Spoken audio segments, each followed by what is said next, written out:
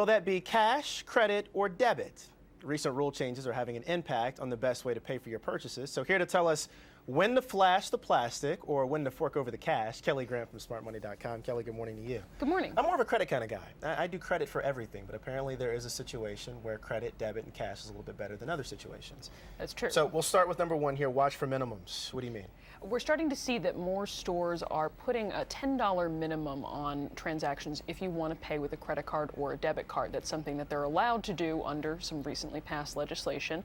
And for consumers, this could mean that maybe you're spending a little bit more than you wanted to just to be able to meet that minimum. Very good reason to have at least some cash in your wallet at all times. Avoid debit as an ATM. A lot of people do tend to go and they'll pay with debit with the idea that they can get some cash back at the register, but we are starting to see more stores are cutting back the amount of cash that you can get. Walgreens, for example, recently changed its limit from $40 down to $20.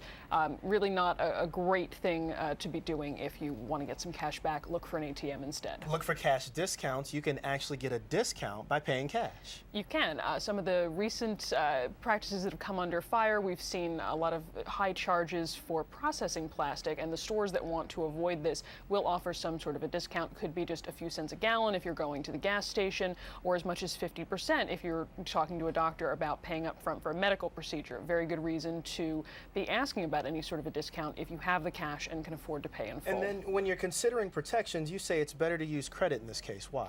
Well, when you're talking about credit versus debit, if you do really want to pay with plastic, credit cards have more protections than debit cards do in the event that, say, a hotel overcharges you or that web retailer that you bought from didn't actually send it. You have the right to file a dispute, and that's something that you do not have with debit cards. So you want to think about that. If there's any chance you might have a problem with a particular purchase, always better to pay with credit than with debit. And then you want to weigh the rewards. Rewards are becoming a bigger issue now. We have seen a lot of different banks are stopping offering rewards at all on debit card purchases. So if you're the sort of person who you can always pay off your balance in full every month on the credit card, better use those credit card rewards than go for debit. Of course, don't go for the credit card if you can't pay it off in full. There you go. All right. Kelli Grant from smartmoney.com. We always appreciate the tips, Kelli. Thank you so much.